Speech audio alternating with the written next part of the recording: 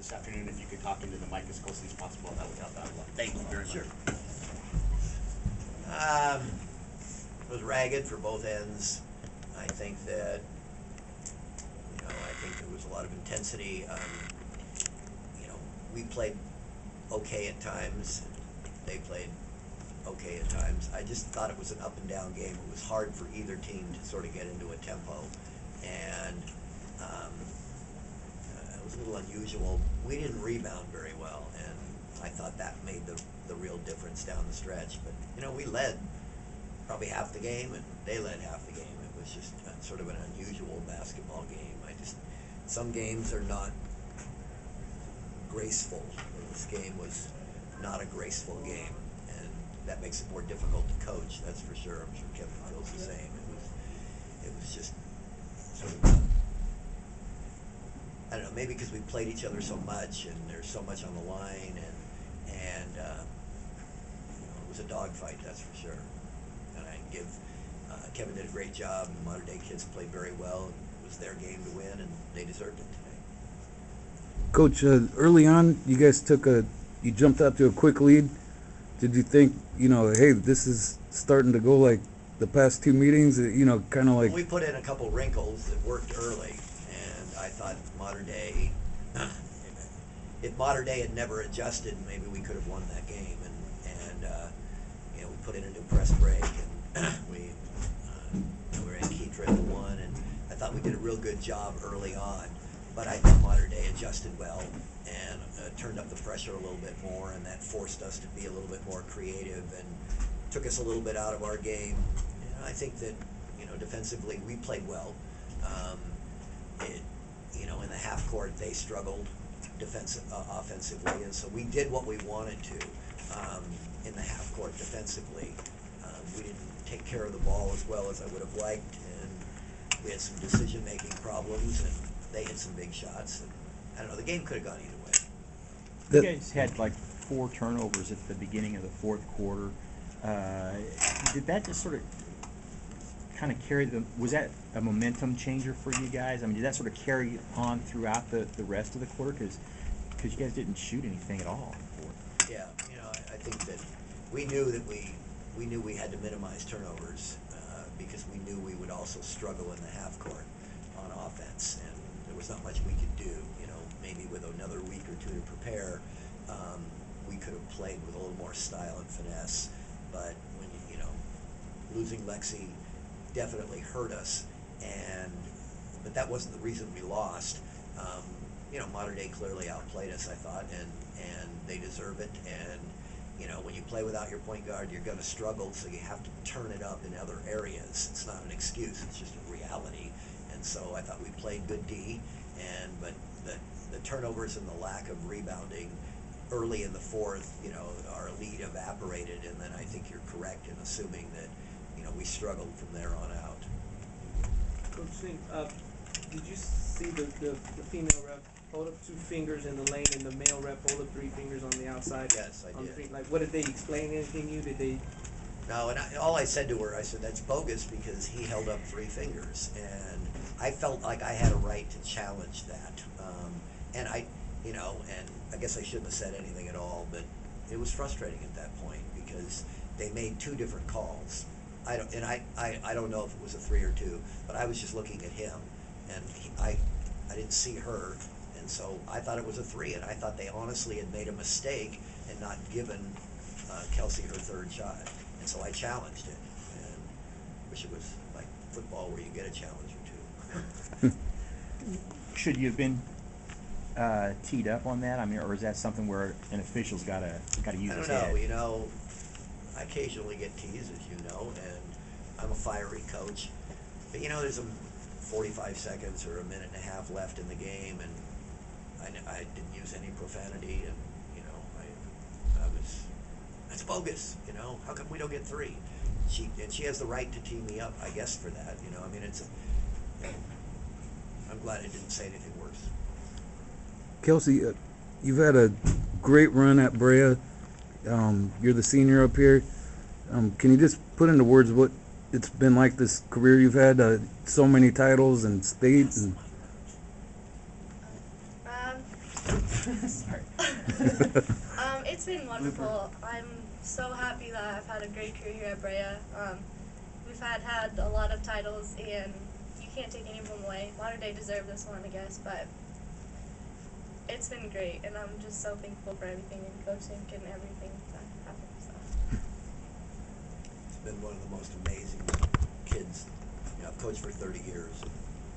I can't think of a nicer, harder working, wonderful kid to coach than Kelsey. She's made me a better coach all 4 years that I've been at Brea.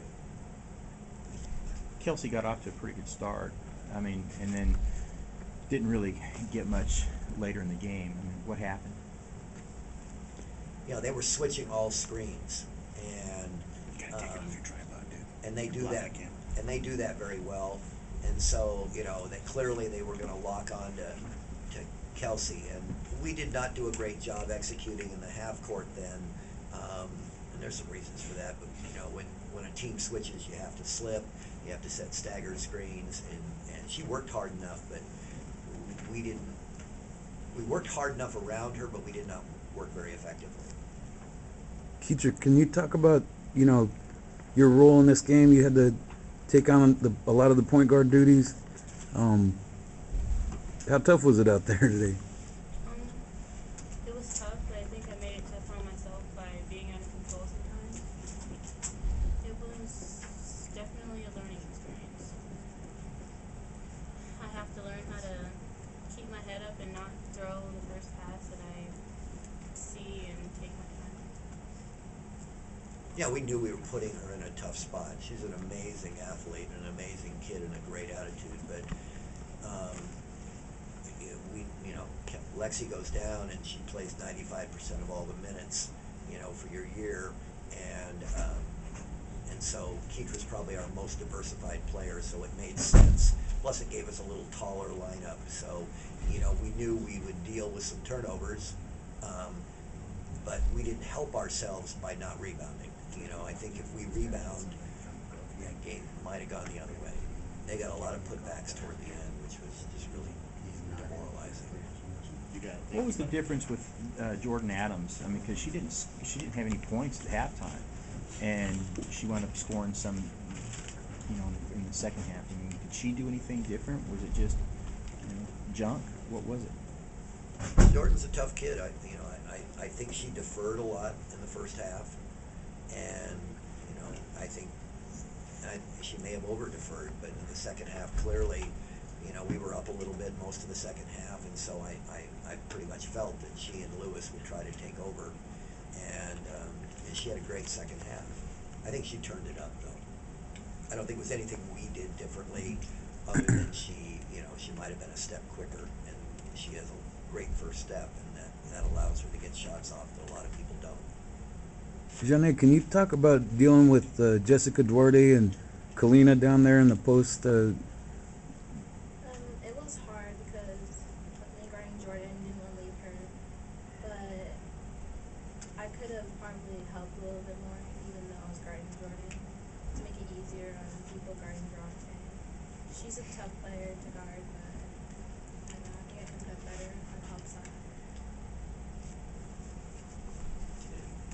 Janae's had an amazing year though, and it's a real breakout year for her, and truly her best things are in the days to come. Did she surprise you this year? You know, filling in for Justine and then becoming, you know, the player that she became? Janae's a constant surprise. She's a good player and a good athlete and a good kid. Coach, can you talk a little bit about having some of the injuries and some of the role players, Breana stepping up, Amber, just in general, the team having to step up throughout the whole season from the beginning? Well, you know, we lose Justine before we even play a minute, and for 2 years we ran every offensive possession through her, so I have to throw the playbook away and start over. And but you know, Brea's been good for a long, long time, and I assume will stay good. And we have had the ability to withstand injuries. And I mean, here we are in the state semis, and you know, we could have won this game. I mean, Mater Dei blows people out, and that game was, you know, a 5-point game, and could have gone. I think we led by 4 in the second half, or maybe even 5 at times in the second half. And so we're playing, kids. Breana Buczek has, never started until this year and has had a great senior year. And Amber came off the bench today and played solid and very smart. And I played probably 10, 11 kids in this game.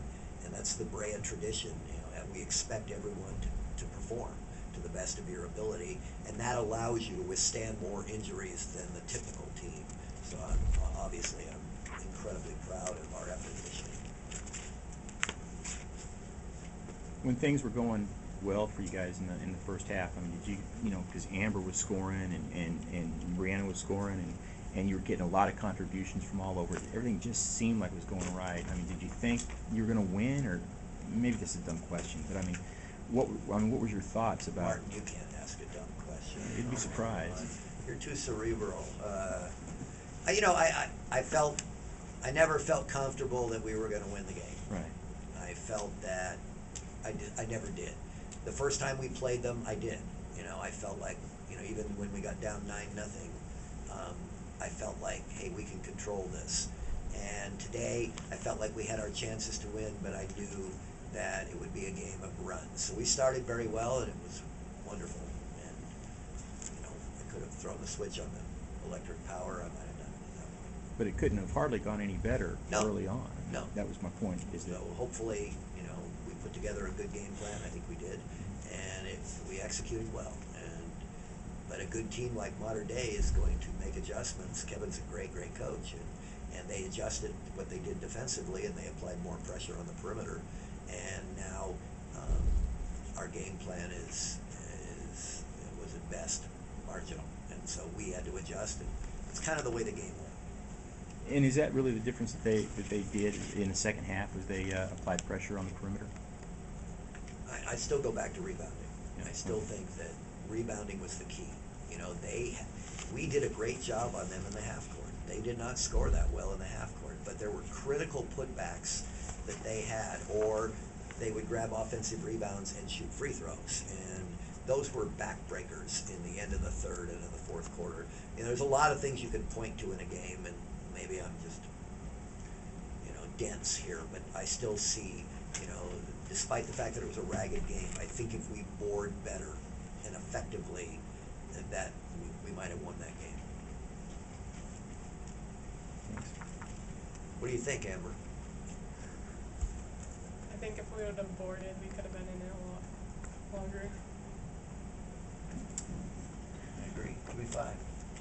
It's a great year, though. Unbelievable. You lose Justine and you lose Lexi, and you play either the number 2 or number 1 or number 3 team in the nation, and you got a 4 or 5 point lead with about 6 minutes to go in the game. You can't ask for any more out of your kids than that.